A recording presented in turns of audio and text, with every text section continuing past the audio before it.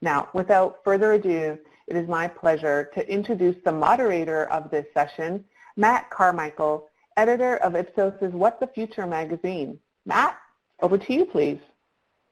Thanks, Ellen, and greetings, everyone. For those of you who have been with us all day, I hope you've been enjoying all of the great information and fantastic speakers we've had. And for those of you just joining us for this session, welcome to the Ipsos Automotive Summit. This is the What the Future, or WTF, portion of the show. My name is Matt Carmichael. I am the editor of What the Future. WTF is a quarterly publication of Ipsos in normal times, and now, since the future is so much on everyone's mind, we're doing these every 2 weeks. We are focusing sector by sector at the moment. Recently we did an issue on financial services, and obviously today is all about transportation and mobility. Each issue of WTF features both our own Ipsos expert opinions, as well as we bring in lots of voices and lots of different perspectives. So we're looking at the future of transportation. We have a futurist, we have car people, we have consultants, we have authors, we have a behavioral scientist, we have urban planners. We are looking at this from a whole lot of different angles because we know that the future of transportation isn't just about transportation. It's all baked into our lifestyles. And what we have found in our data is that our lifestyles are changing. If you take something as so baked into most people's everyday lives as their commute, the fact that 30% of full-time employed Americans think that their commute is going to change because of COVID. Half of those people expect to drive to work more often, but another 30% expect to commute less overall. These are really big numbers that will change kind of the fundamental fabric of the way we move and the way we get from place to place and the way we interact with our home life spaces and our work life spaces. And one of the things that we like to think about when we're thinking about these future things is how different events like COVID-19 are going to change the long-standing and existing trends. So in 2017, we asked, do you consider yourself a car person? It's a pretty fundamental thing with the American culture, the idea of us being a car culture. And at that point, 60% of the people said, yeah, I think I'm somebody who's a car person. I think I'm passionate about the vehicles and the way I drive. And when we asked that just a couple of weeks ago, that had dropped to just 50%. You know, we asked again, kind of a different way to look at that is, do you think that the car that you drive reflects your personality and reflects who you are and yourself? And the number of people who said it reflects them a great deal has decreased a little bit, and a similar number, it says, have increased it does not reflect them a great deal. So again, these are kind of big cultural trends that have been building for a long time. And what's going to be interesting as we move forward is to see if they accelerate, if they reverse, if they continue, if they pivot and weave a little bit. And we know these things are changing. 70% of the people are driving their vehicles less now than they were before this all started, which makes sense. People aren't commuting as much. People aren't running errands, driving their kids to school. But as they move forward out of this, about 25% think they're going to drive less than they did before. But 14% think they're going to drive more. So that leads us to kind of our central question of this discussion today, which is not if, but how will our driving behaviors change? And to kick this off, we're going to have kind of a little virtual fireside chat. Dr. Becky Solan is the senior trend strategist from Intel, where she provides futuristic perspectives and opinions on trends and their impact on the brand landscape. And apparently she was also a hockey player, which I will admit I did not know until I was creeping on her LinkedIn profile earlier today.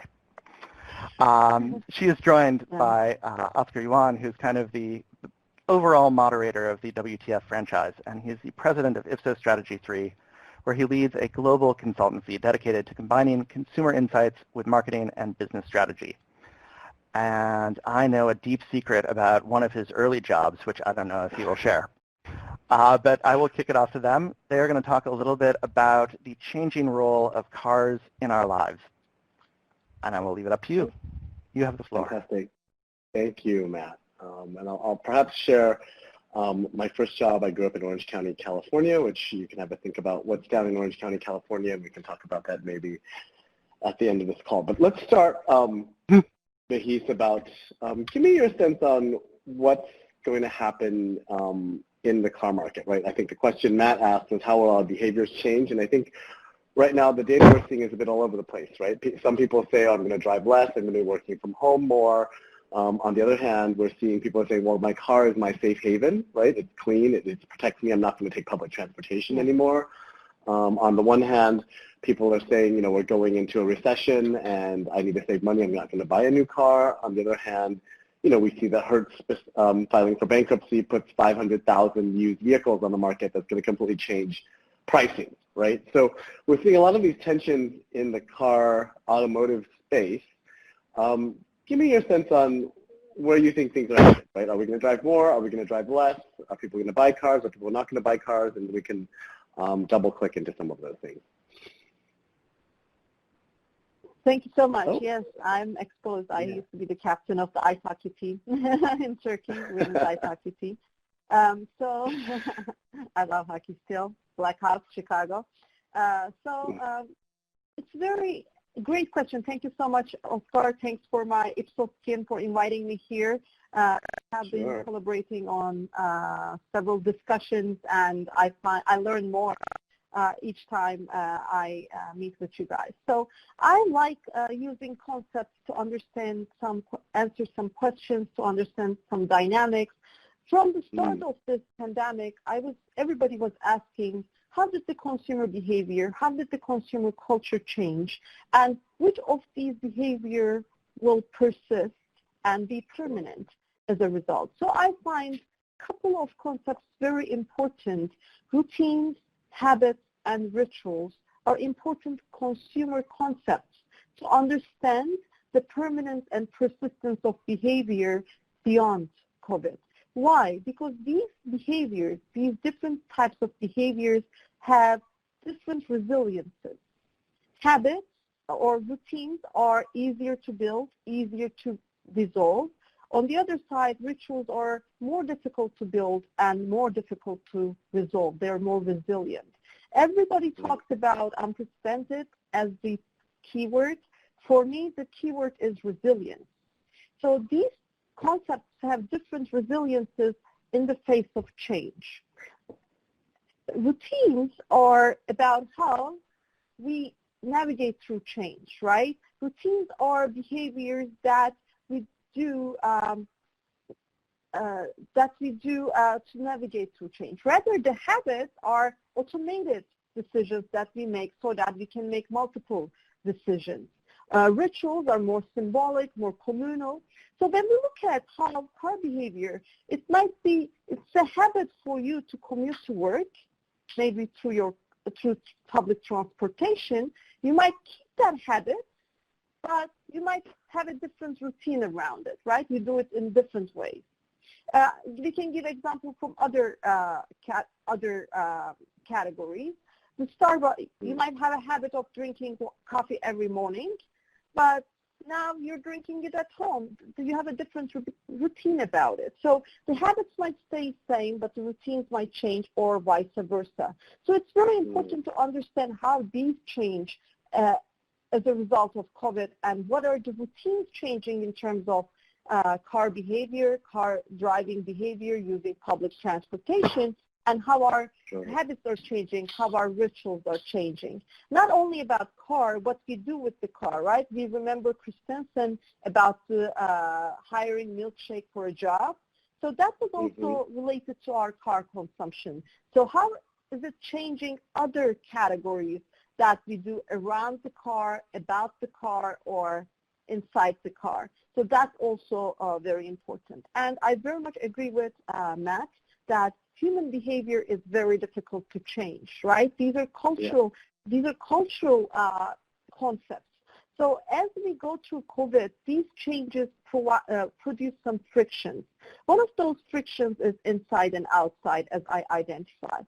So everything inside we deem safe, clean, and everything outside is not so safe, not so private, not so clean. So you can do it. Inside of home is clean, outside not so much. Inside of fridge clean, Outside, not so much. Inside our city, clean. Outside, not so much. Inside our nation, it's cleaner. Outside is not safe much. So this inside-outside friction is important because car has become an extension of home as a safe space and become the safe space for us where we can navigate this inside and outside. I was listening to the previous presentation. I really like this. Going out without getting out. Exactly how balconies work at this point. Going out without getting out. So car has become this new space, new place. It was a space, new place that has a new meaning of socialization and being outside. So that's very important. Similarly, the curbside pickup, right? That navigated new place interacts with this curbside, another new place for us in our lives, right? Curbsides have become a market transaction places, and we interact, car and this curbside interacts. These new places interact. Car has become this new place of safety for us where we can socialize. Shall I go on? What I'm hearing, So what I'm hearing, Behis, is you're saying that people are going to use their cars even more going forward. Is that right? Than before? Yes. Yes. And how does that? The excess economy. Go ahead. Go ahead. I'm sorry. Maybe the excess economy has changed our perception of owning a car, right? Or the attitude towards owning a car. So yes, we will own more cars and we will use it in different. Car will be not only transportation, it will be a space. But this has started earlier. IKEA has a survey on the changing meanings of home. And there they say many people, home became a contaminated place because we rent our homes, we live with roommates, we date from home through mobile. So people go to their cars to find alone time, to find the meanings of home. That car turning into an extension, a network of space that carries the meaning of home has started before COVID. Sure. So it will, so you're saying, it will perpetuate. Yeah, so you're saying people are going to spend more time in their cars, they're going to spend more on their cars because an extension of the home, it's a safe, clean space, right? What about what type of car, right? So I know pre-COVID there was a huge shift towards electrification, towards electric vehicles. A lot of the OEMs had put targets that to by a certain year this percentage of our cars will be electric. Do you think that's going to continue, or do you think that's going to change given where we are, right? And again, there's several tensions here.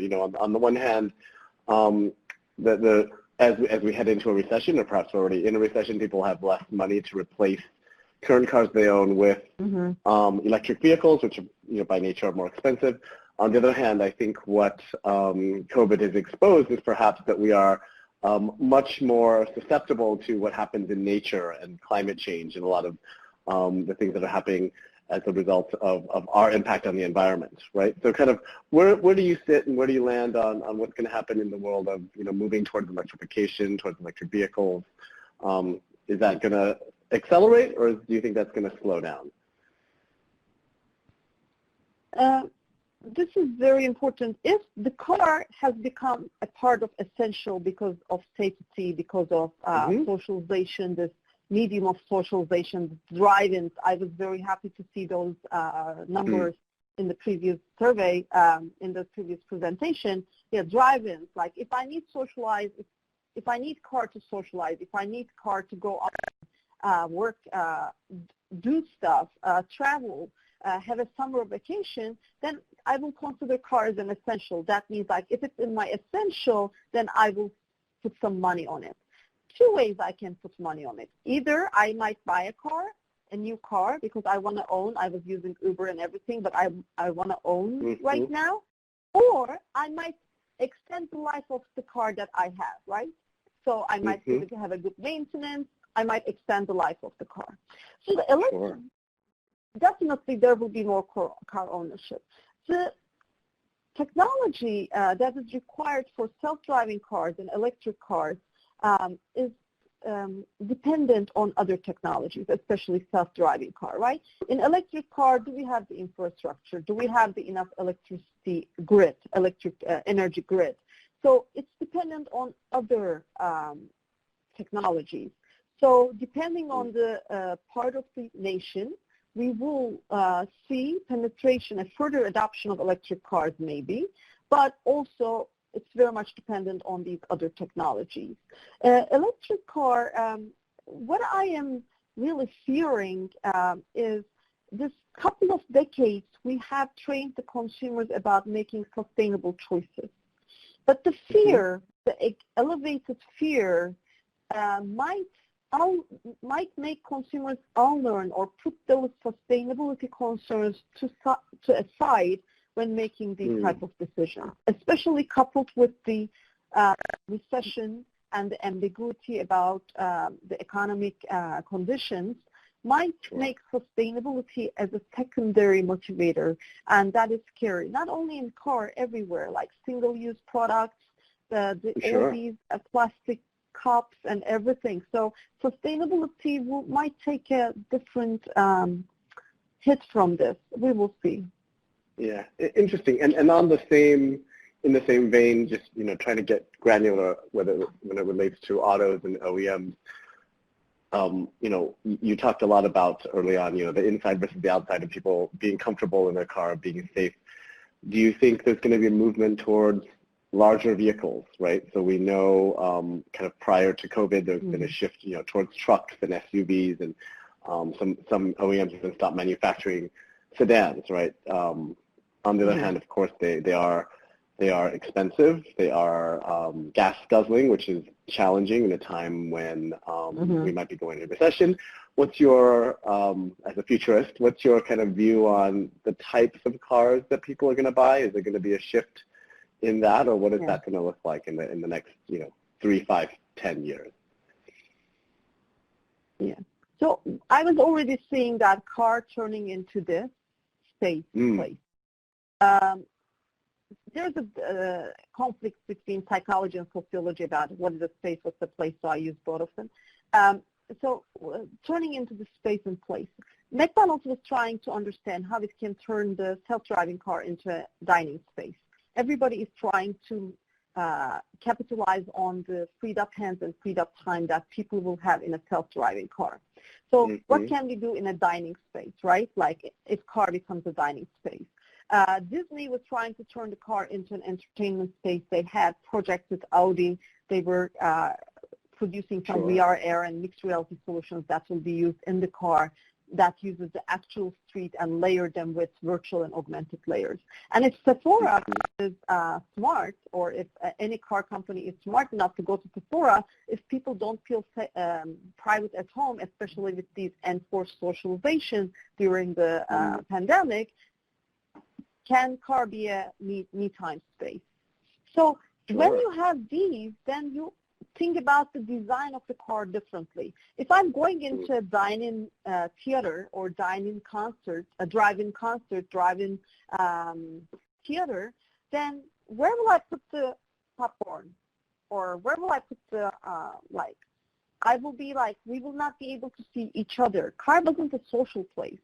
Now if we are going to the concert together, then at least I might want to turn the seat a little so that we see each other rather than seeing each other's back. I'm just giving an example. This can be, when you think about the space as an entertaining socialization type of spaces, then you think about the design differently.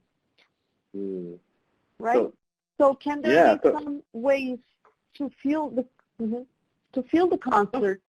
Can there be some multimodality experiences, brand experiences like haptic feedback that can connect me more with the experience? Yeah. So what I'm hearing, Bahis, is you're quite bullish on the car market going forward, and you're thinking there's going to be a lot of people spending more time in cars. They're going to want larger cars as an extension of their living space, and they're going to be using their cars for a lot more things besides just transportation. more time means more space. If I spend more time, I might, if I go on a vacation, it means more space. But the car experience will not be single modality, will not be only whatever there. It will be layered. It will be connected with your smart home. It will be connected with the smart city in the future. So it will be part of a system that gives you a different understanding of experience. So car will be part of this experience. You will say, Alexa, prepare me for my travel to, I don't know, New York. It comes to me. I always use New York, but New York is not on right now. To Grand Canyon. So so car, Alexa will talk to your car and like makes the car part of that system so that they talk to each other. So the meaning of car change as the meaning of home changes, meaning of work changes, meaning of experience changes. Very cool. I think it's fantastic to have an optimistic point of view, especially in these days when it comes to the auto industry, because I know sometimes there's a little bit gloom and doom in the current dialogue, but it's great to hear.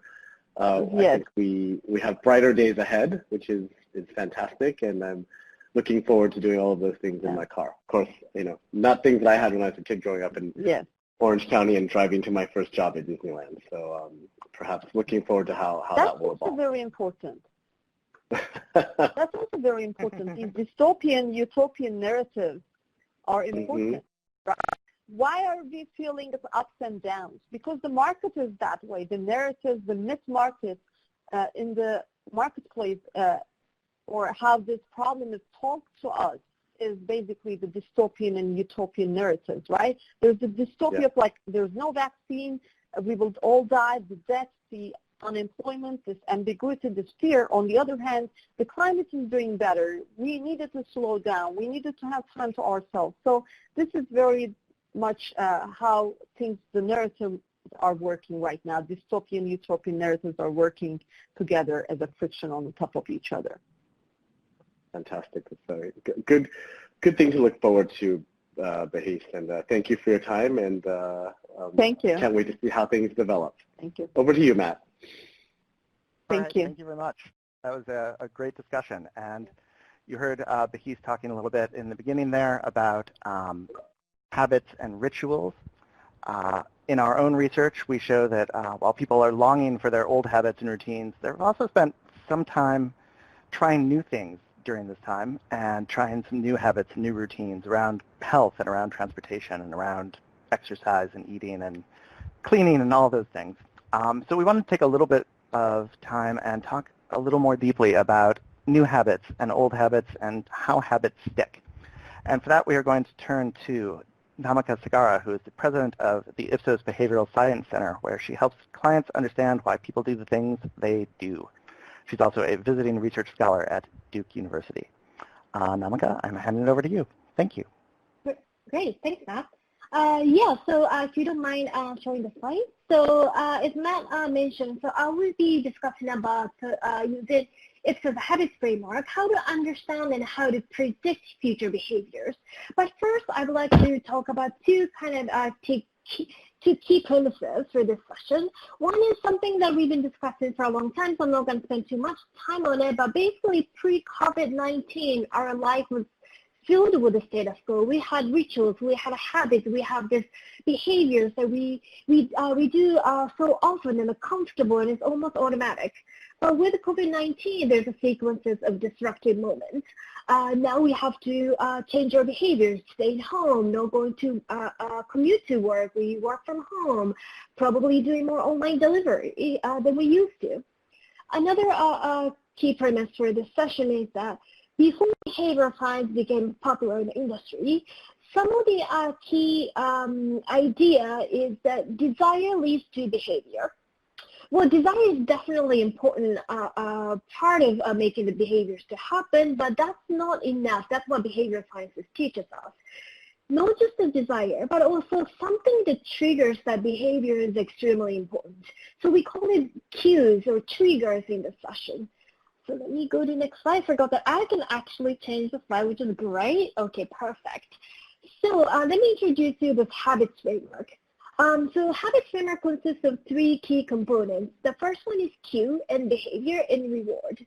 And even though this is a habits framework, I'm actually going to discuss something that we might not call it exactly habit, but something that we probably feel comfortable doing because we've done it before, such as road trips. I'm going to use, summer is coming up, and I'm going to use road trip to kind of walk you through. But this framework can be applied to many, many different type of behavior to have just a deeper understanding. So let's think about the cues, right? Cues is basically something that trigger that behaviors to happen. There's a different type of cues. For example, one cue could be psychological cues, right? Like you've just been kind of feeling bored, just staying at home. Kids might be just feeling bored, looking for something exciting to do, something fun to do. So that could be a psychological cue. Or it could be the physical cues. You're just feeling kind of physically empty, like you just need to get out of the house and do something else.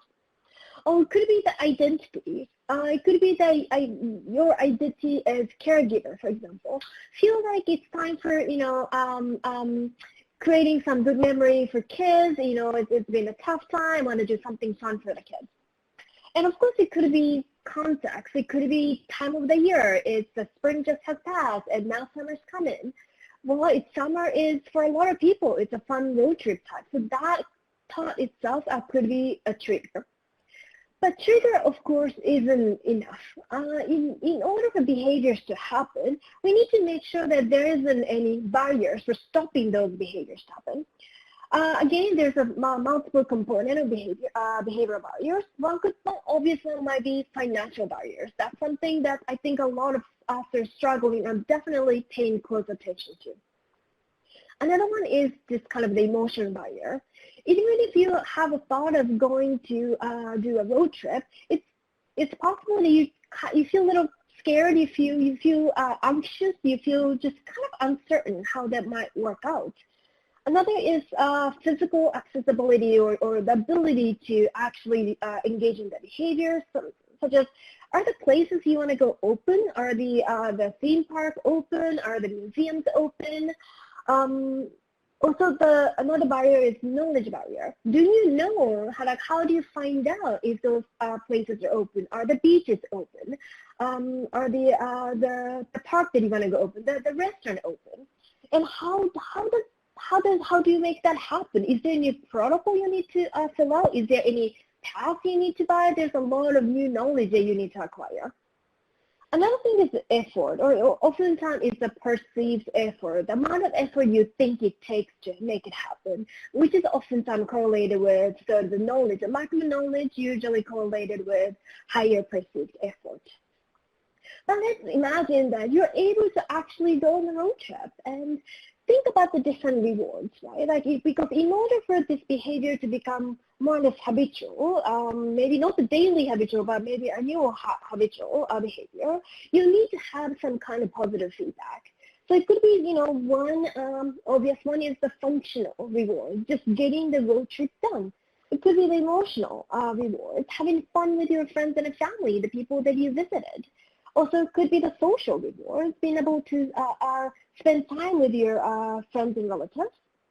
Also, it could be a cognitive reward. It could be very engaged in planning a trip, actually going to museums, learning history of the town. That could be very cognitively engaging.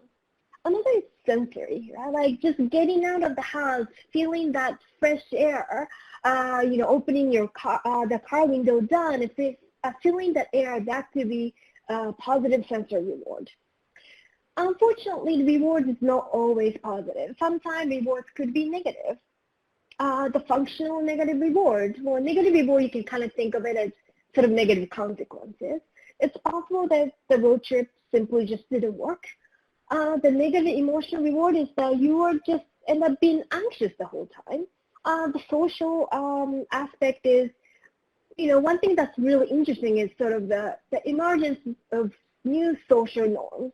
What does it mean for you and your family to take a trip right now? Is there any kind of violation of social norm?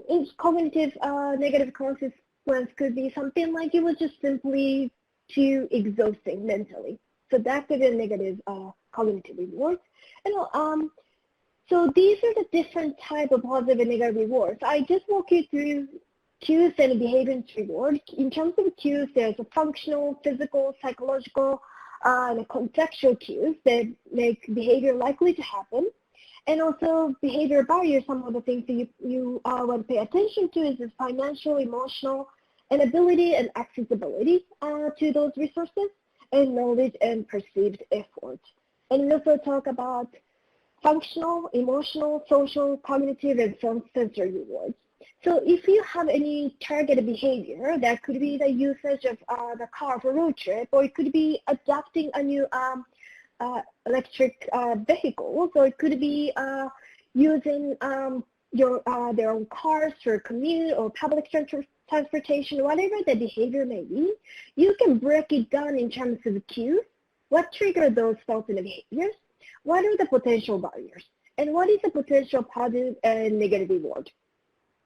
And that way you can kind of start to see where the frictions are. Because sometimes it's the lack of cues that not makes the behavior happen, right? Of course, the behavior with more cues or more strong cues or embedded cues, as well as the behavior that has the least amount, less intense barriers for the behaviors to happen. And of course, the more positive rewards you have and less negative rewards you have, that behavior is likely to happen. And you can do the similar exercise for sort of the competitive behavior, basically the alternate option that you might have. So in terms of road trip, if family don't actually do road trip, what are the other options? It could be just simply staying home. What are the behavior barriers for simply staying home? What is the negative and positive reward of simply staying home? Or it could be maybe taking a little camping trip to nearby park or even in the backyard. What are the cues and behavior barriers and positive and negative rewards? Once you lay that out, you kind of start to get a sense of which behavior is more likely to happen, and then which behavior is more likely to become habitual and ritual. So I hope this habits framework gives you some sense of how to break down the behavior and then use that insight to be able to predict if those behaviors are likely to happen. Now, thinking over to you. Thank you so much. And I can think of all kinds of negative rewards about staying home at the moment as a father of 3 little kids. I am really looking forward to being able to get on the road once we can do so safely and sanely. But thank you very much for that. If Namaka, Bahis, and Oscar want to flip off their cameras, we're going to make the rest of the cameras bigger so you can see our panel a little bit as we're talking. And I will introduce them and we will get rolling. With our panel today, we have Alex Selkover, who's a CMO and product marketing executive. He's an award-winning author and writer and co-author of The Driver in the Driverless Car. Fans of the WTF will recognize him from our 2018 issue about the future of mobility. Also joining us is Wren, aka the Urbanophile. He's a well-respected urban theorist, columnist for Governing Magazine, and former contributing editor at City Journal. But his background's in consulting, and he is a former partner at Accenture. And finally, John Kaiser is an SVP in the Ipsos U.S. Automotive and Mobility Group, where he works with clients on mobility and transportation innovation. He'll talk about the findings from our syndicated Global Navigator study about AVs, EVs, and the impacts of COVID-19. So, gentlemen, thank you for joining us. And I should just set a little bit of context, since we're going to be talking about urban planning issues, among other things, that Aaron is a former Chicagoan and New Yorker currently living in Indianapolis. John and Alex are both in the greater Bay Area, and I am coming to you from the one suburb left of Chicago in Oak Park, but I am a born and bred Detroiter, so go Tigers. I'm going to start with Aaron. Again, we kind of like to try and take this big picture in the WTF, so I want to start by talking about the impacts of COVID on our changing lifestyles. And Aaron, how do you think this will kind of change our urban and suburban landscape? Yeah, I think we first have to start by dividing the country into basically 2 different groups of places. There are the large, dense, mostly coastal cities, also including Chicago, plus, say, some college towns that are what I call multimodal land. These are the places where kind of multimodal transportation as a reality. Then most of the rest of the country, say 90% of America, is car country. I mean, the automobile is totally dominant in those places. And you could put New York City kind of in a category by itself. And if you look at the real urban booms in America, most of them have occurred in this multimodal land. They've occurred in the New Yorks, in the Chicagos, where there's been unbelievable growth in the central area. There has been some of that in smaller cities, but not nearly at the same scale. So essentially, I think how this thing plays out is going to depend on which part of the country you're in. The multimodal land, which is really maybe 15 to 20% of the country, gets most of the attention, primarily because that's where all the media people are based. But the rest of the country, I think, is where most of the people live. So in kind of car country, car use basically has nowhere to go but down. And I think most of the interesting dynamics might be in this kind of multimodal land, where we see this urban, this kind of urban population boom that had been happening kind of fizzle a little bit as people are afraid to use public transit, particularly in places like New York. I think we had already seen that urban population growth had essentially peaked in the first half of the 2010s and was in decline anyway. So I do look for some of those places that have been much more dependent on non-automobile transportation to potentially redistribute a little bit how people get around and how they live, somewhat more towards cars perhaps, but also towards bicycling, micromobility, walking, other forms of transit as well. But I definitely think the big point is you need to think of it in kind of essentially two different groups of places in America because not every place is the same. Yeah, and Alex, I know you have some thoughts on the micromobility angle, and how do you think that will also impact the way we're investing in both AVs and EVs? You're muted, Mr. Alex.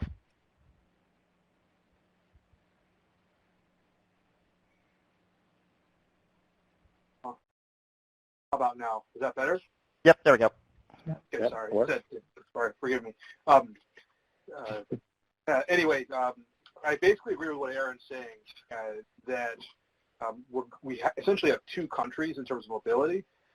In the multimodal areas, micromobility, I think, is going to be absolutely on fire. And I've witnessed this in San Francisco and New York. More and more people are more comfortable doing things like riding electric scooters, which, you know, if you asked people 5 years ago if an executive would ride a scooter to work, they would say no way. Today, lots of them are doing it. And I think COVID actually drives that to a certain degree, because more and more people will feel safer being up on the surface streets in control of their environment rather than being stuck on the F train, you know, jammed cheek to jowl with 6,000 other people on the way up 2nd Avenue in the morning. And I don't think that this is going to go away after COVID. I think once people get a taste for micromobility, it will really drive strong adoption. What's been really impressive to me as well around this is that in cities like Oakland, you see micromobility adoption up and down the income chain. So it's not just the sort of the millennials or the tech workers. You see lots of people using it. You know, students use it to get to school. You see teachers or folks that are delivery workers. Lots of people have adopted it. And I think that when you look at AV in cities, I think that that's actually the next step up from micromobility, because as you remove more cars from the city streets, which I think is going to happen in the not-so-distant future, then autonomous vehicles become a lot more viable because the environments are less confusing, and frankly, there are fewer humans to gum up the works in the drive behind the wheel of the car. Yeah, and John, what are you seeing in the Navigator data about, again, this kind of autonomous electric vehicle future? It feels like that's what all the conversation was about 2 years ago, and now all the conversation's about, oh my God, are we even going to drive cars? Well, but I think it's, as we talked and shared by both Aaron and Alex, I agree, it's this split of the two worlds, right? This idea of urban versus suburban. But I think what's going to happen is you're going to see communication integration with that, because in order to get to the urban, you need the automotive vehicle. But then once you get to the urban environment, that's where you get into the opportunity using some of the micromobility last mile efforts. And we're also seeing, and I know it wasn't really touched on, this idea of the infrastructure. The streets are going to be closed and going to be widening, and they're going to be greater utilization, causing consumers to be willing and wanting to try it because it's safer for them to do it and it's going to be convenient.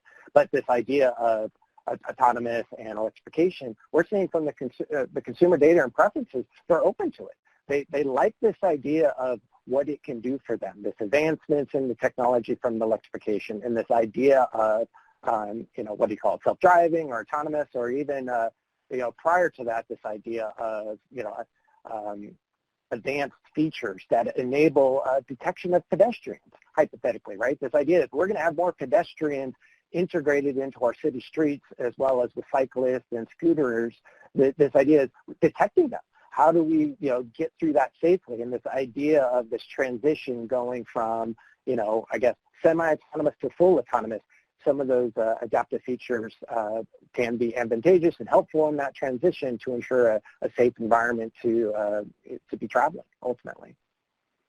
One thing I wanted to note, Matt, one thing I wanted to note as well, I think just which relates to what Aaron had said, and then I'll see.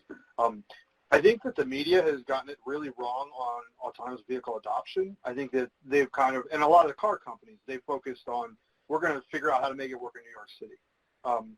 And that's where all people have focused on, the cars won't work because they can't drive in these environments. Those are the hardest environments, period. But in places like Indianapolis or places where it's more spread out, it's a lot easier for autonomous vehicles to work. So I actually think adoption will happen faster in those parts of the country, and it will work, and it will be really great. Yeah, I think that's probably why Waymo is doing a lot of their testing in Chandler, Arizona. Yeah, exactly. I know when I was thinking of where I should live, one of the big considerations for me and my family was that we have a variety of options.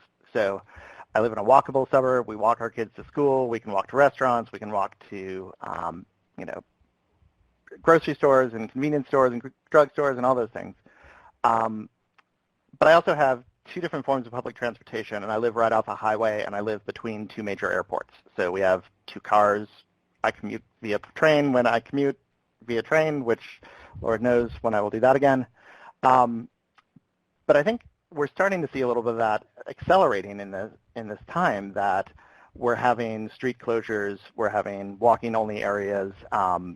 Do we think that's going to kind of change both our urban landscape, but also we'll see more of that porting into the suburbs? It will have more options and more choices, still with a car dependency probably, but with a variety of things to wrap around that.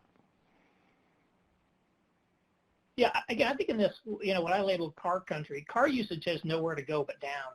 And we've really seen, like, all these suburbs in America are trying to build much more biking infrastructure, biking trails. They're focusing on building up their town centers so that there are walkable areas within the town. One of the things I know that's popular around here in one suburban farmer's market is hundreds of people bicycle to the farmer's market. So everybody still owns a car. Everybody still probably drives to work, but not every single trip is being made on a car. You're seeing much more usage of bicycling.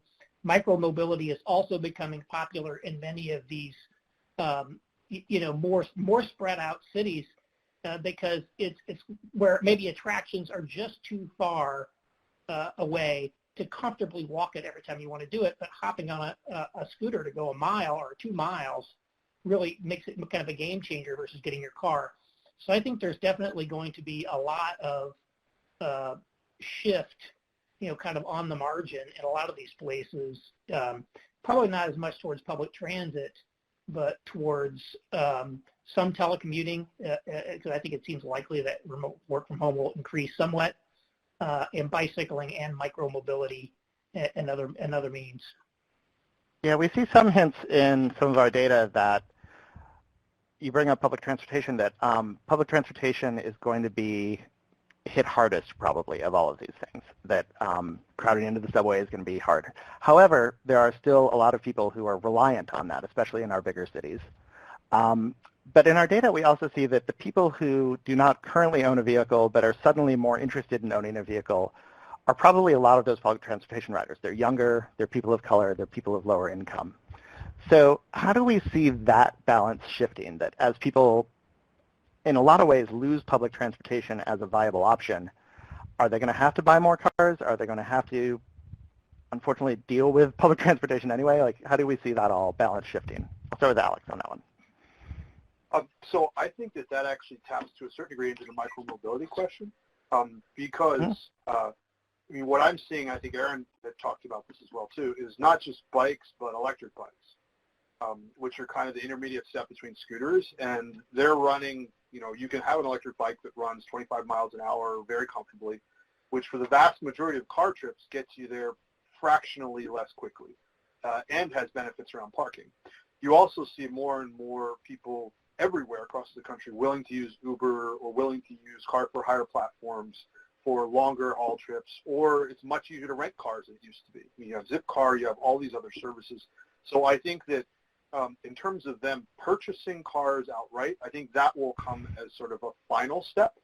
But for a lot of them, things like electric bikes or using rideshare services, they'll start to do that more. Now, I think in terms of what it means for public transit, I think it's really, really going to hurt public transit in a lot of ways, because, you know, those are the same people that probably don't want to ride the subway anymore after COVID, or don't want to ride the buses anymore. And a lot of the cities have done themselves no favors, and I won't say just the cities, but you know, because some of it was federal funding, state funding, by really allowing those transit systems to become very decrepit. I mean, you look at like the New York subway system, and you compare it to other subway systems around the country, and not around the country, around the world, and it's astonishing how little money has gone into that system over the years, even though it's like one of the highest density systems ever. So that's how I kind of see this playing out. And I'll finish on like one anecdote. In San Francisco, at least, it was remarkable to me how when Uber came in, and then subsequently some of the micromobility companies, how this opened up entire swaths of the city that may have been 4 or 5 miles away from the city center and were essentially unserved by public transit. I mean, you could take a bus or take a Muni, but it was really impossible. It was an hour-and-a-half ride to go 4 miles. The service was irregular. It was unpleasant. You know, now whole swaths of the city, people are now willing to live there where they couldn't before anymore. And so I see that kind of impacting lots of the urban areas around us. Yeah, I talked in the intro a little bit about fundamentally how we are a car culture. And John, as we think about how that role of the car, and I use the term liberally, I mean, obviously all sorts of mobility options play in our lives. How do you see that kind of transitioning from, you know, does it become a little more utilitarian as we use this to get from place to place, and possibly with autonomous drivers or whatever, you know, all these things. But also, as Bahis was talking about, you know, and as we were talking about in our data and a little bit in Mike's presentation as well, as the car becomes a little more of an extension of the way we live our lives and the things we do, and we're driving through things and to things and getting deliveries. How do you see that all kind of changing the role of the car in our lives fundamentally? Well, actually, that's a good segue. The one thing I could see is while we saw some of our data in earlier presentations, overall miles will be less because perhaps you're not commuting as much, you're not using it for those trips, but you're using it for a variety of occasions, whether you're using it drive-through services, going to a drive-in, or just going out. Like this is what was the word? It's like a way to get out but stay inside, right? Because you're inside the safety of your vehicle, but it's just a way to explore. So I do see this idea of more uses, more importance in the vehicle because of those more uses. And we were talking this idea of, okay, of the urban, the younger, perhaps those that don't own before, they're going to perhaps put more of their budget to this vehicle because it's creating more outlets of, I don't know if to call it entertainment, use, because now you're able to do more things with it. instead of just this idea of commuting, perhaps, right, or just going to Costco and back. I know that's very popular in the suburbs. I do live in the suburbs at the San Francisco area, and I, of course, do that. But this idea of just getting out, right, just going for a drive, cruising, if you will, those kinds of things, it creates more use cases, creates this idea, and I know you also touched on, okay, how does this impact the auto industry? What types of amenities should they have included? What kind of vehicle segments are going to be interested? And that's this idea of multi-function proposition. You want it to have a comfortable. You want this idea of, you know, a little bit of spaciousness, a variety of use cases inside the vehicle. You, of course, want plenty of charging ports. Things like that was touched on in an earlier presentation. So I see it being multifaceted and causing people to be, I guess, putting a priority on having a vehicle as part of their budget, ultimately, because of there's going to be less willingness to do public transportation. But I wholeheartedly agree with the increase in the micromobility, and as those choices increase, it's going to cause people to want to use them because it's convenient. Instead of dealing with parking or dealing with some of those, you know, that's just not fun. That's where I could see, you know, adapting and utilizing those, you know, alternative solutions, whether it's e-bikes or e-scooters or what have you. But we'll see. We are definitely going to see some change, and it's going to continue. And I think that stuff will stick ultimately. Yeah, Matt, this kind of reminds me of like, well, okay, email was going to replace phones. Not entirely. Text was going to replace emails. Nope, Slack was going to. I mean, they all kind of build on each other. I don't think anything goes away in the future. I think that that's all still here. And to John's point, people do, and what you know, Hans was saying, people do view their cars as a safe environment. So I think car sharing, I mean, meaning their willingness to purchase a fractional part of a car, I think that's going to be a really tough sell. I think they're either willing to Uber or they want to own, but I don't see much in between. Although I did just see a piece today that the New York Police Department and Ford have already created a software upgrade that the police officers, after they take a suspect out of the back seat, punch a bunch of weird codes into their cruise control, and the car will heat up to 133 degrees for 15 minutes awesome. And disinfect itself. And they've already like released that update in cruisers today. So I could see that rolling into the Uber and Lyft fleets as well, that like you get in and your vehicle has been sanitized from the last rider. Yeah, that's cool. Interesting. Yeah. Wow, that's good. One thing that John mentioned, this idea of just using a car to like take a drive. You know, we've been reading a lot about the return of the pleasure cruise. As people have, the one thing you can do when you're, you know, supposed to be social distancing and everything shut down is take a drive. It a little bit goes back to one of the psychological representations of the car from a generation or two ago, is that a car is freedom. You know, especially for young people, for teenagers, is the baby boom generation. The car was a symbol of their freedom. It gave them autonomy, the ability to get out. I probably a transitional generation, but I've always kind of viewed the car a fairly utilitarian device, and maybe it's seen that way even more by younger generations. But increasingly, what you're seeing in this time is people seeing that the car is freedom from being cooped up at home. We can drive, and we can just drive out in the country. And we've even been doing that, just taking drives out in the country. And I wonder if that will stick in people's minds, that there will be much more of a re-identification of the car with freedom, in a sense, just as Dr. Elan talked about it, essentially the car is a refuge, as well as some of the psychological elements of it. Yeah, I mean, we actually were doing kind of the opposite. We would throw all the kids in the minivan and take them downtown because downtown was unusually empty. So one day we threw a bunch of bikes in the back and we used them bike shares for the adults, and like we just biked around downtown because there was no traffic. It was amazing. But we're also seeing in our data that people are thinking more about road trips, and they're thinking more about rural and scenic destinations so that they are a little more isolated. They are out of the density of the big cities. We are at 3:20 Eastern Detroit time. So I want to give each of you kind of 2 minutes for closing thoughts. Then I will wrap up and we can end a couple minutes early. John, you first.